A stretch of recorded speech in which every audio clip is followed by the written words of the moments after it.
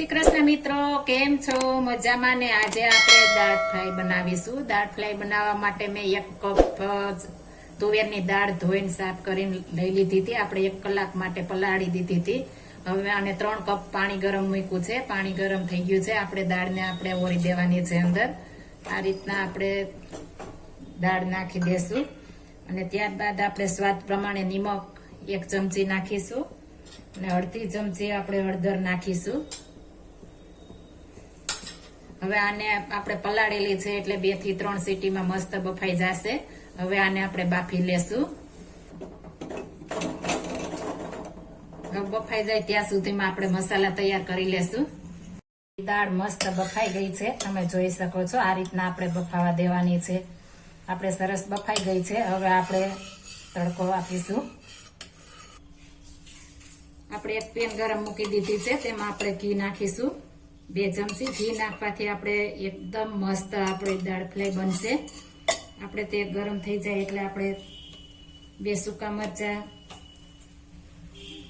તજનો ટુકડો, 1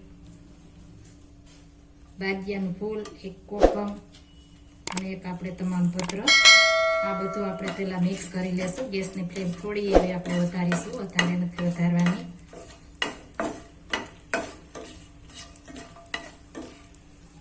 હવે તેમાં આપણે જીરું અને આખા ધાણા મેં ફાડા કરીને લીધા છે. તમે આખા પણ લઈ શકો છો. આ ધાણા નાખવાથી એકદમ આપણી દાળ ફ્રાય મસ્ત બને છે, એકદમ સરસ બને છે. આપણે હવે મસ્ત ફૂટી ગયું છે. તેમાં આપણે ડુંગળી નાખીશું. આપણે એકદમ ડુંગળી સાતળી લેવાની છે, સરસ ટ્રાન્સપરન્ટ થાય ત્યાં સુધી.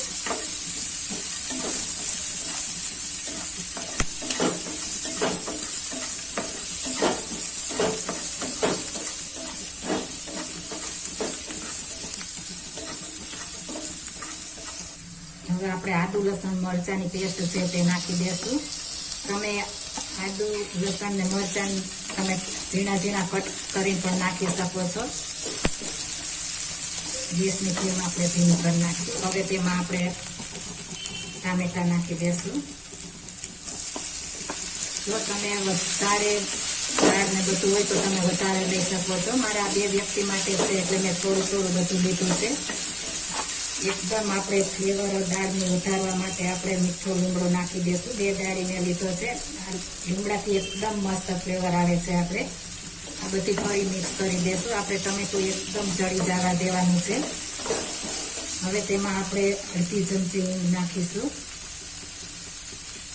હિંગ આપણે ઘીમાં હારે નથી નાખવાની. આપણે આ રીતના બધા મસાલા નખાઈ જાય ત્યારબાદ જ હિંગ નાખવાની છે. હવે થોડી વાર આને આપણે ધીમા ગેસ ઉપર 1 મિનિટ માટે ઢાંકીને રહેવા દેશું એટલે એકદમ કૂક આપણું ટમેટું થઈ જાય. આપણે 1 મિનિટ થઈ ગઈ છે. એકદમ મસ્ત આપણે ટમેટું પણ કૂક થઈ ગયું છે. હવે એકદમ આપણે દાળનો કલર એકદમ આપણે દાળ ફ્રાય રેડ કલરની હોય છે એટલે આપણે થોડું એવું કાશ્મીરી મરચું નાખીશું અને બધું આ રીતના મિક્સ કરી દેશું. આપણે દાળ નાખવા ટાઈમે જ આપણે મરચું નાખવાનું છે, પેલા નથી નાખવાનું. આપણે બાફવામાં હળદર નાખી છે એટલે આપણે આમાં હળદરની જરૂર નહીં પડે. હવે આપણે તે વઘાર કરી દાળ જે બાફેલી છે તેમાં ઉમેરી દેશું.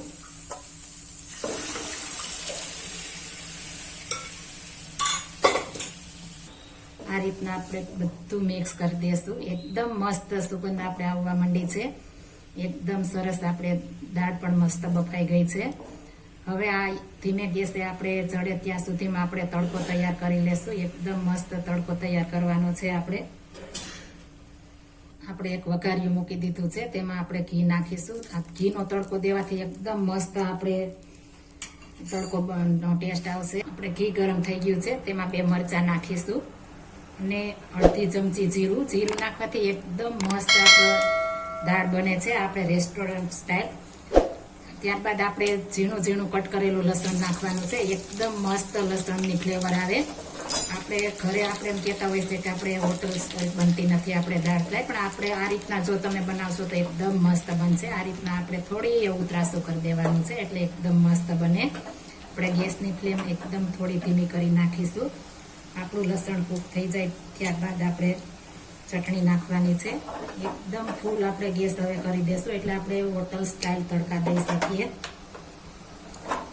આપણે લસણની ફ્લેવર એકદમ બેસવા દેવાની છે.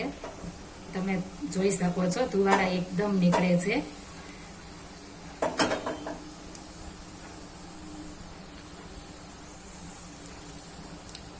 હવે આપણે લાલ મરચ ધીમો ગેસ કરી નાખશું. ત્યારબાદ લાલ મરચું પાવડર નાખીશું. એકદમ મસ્ત આપણે ફ્લેવરફુલ બને એટલા માટે આપણે ફટાફટ હવે આપણે દાળ છે તેમાં આપણે ઉમેરી દેશું. ફટાફટ આપણે ઢાંકી દેવાનું છે એટલે એકદમ ફ્લેવર બેસી જાય આપણે દાળની.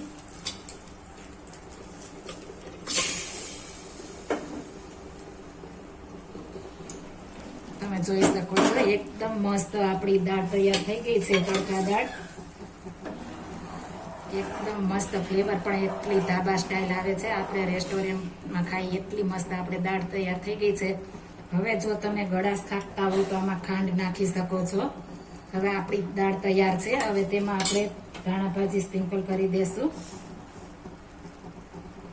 ધાણા ભાજી એકદમ ઓપ્શનલ છે. જો તમે ન ખાતા હો તો સ્કીપ કરી શકો છો. હવે આપણી દાળ તૈયાર છે. આપણે 2 મિનિટ ઢાંકીને રહેવા દેશું. ગેસની ફ્લેમ બંધ કરી દેશું એટલે એકદમ મસ્ત ફ્લેવર બેસી જાય. તો તૈયાર છે એકદમ રેસ્ટોરન્ટ સ્ટાઇલ આપણે દાળ તડકા અને જીરા રાઈસ. એકદમ મસ્ત ખાવાની મજા આવે છે. એકવાર જરૂર ઘરે ટ્રાય મારજો. એકદમ સરસ આપણી દાળ ફ્રાય બને છે ને એકદમ મસ્ત ફ્લેવર પણ આવે છે. આ એકદમ સરસ થઈ ગઈ છે આપણે દાળ ફ્રાય ને ખાવાની પણ મજા પડી જાય એટલી મસ્ત દાળ ફ્રાય બની છે. આપણે સર્વ કરીશું. જો આ મારી રેસીપી પસંદ આવી હોય તો મારી ચેનલ લાઈક શેર અને સબસ્ક્રાઇબ કરી દેજો. ફરી મળીશું નવી રેસીપી લઈને. જય શ્રી કૃષ્ણ.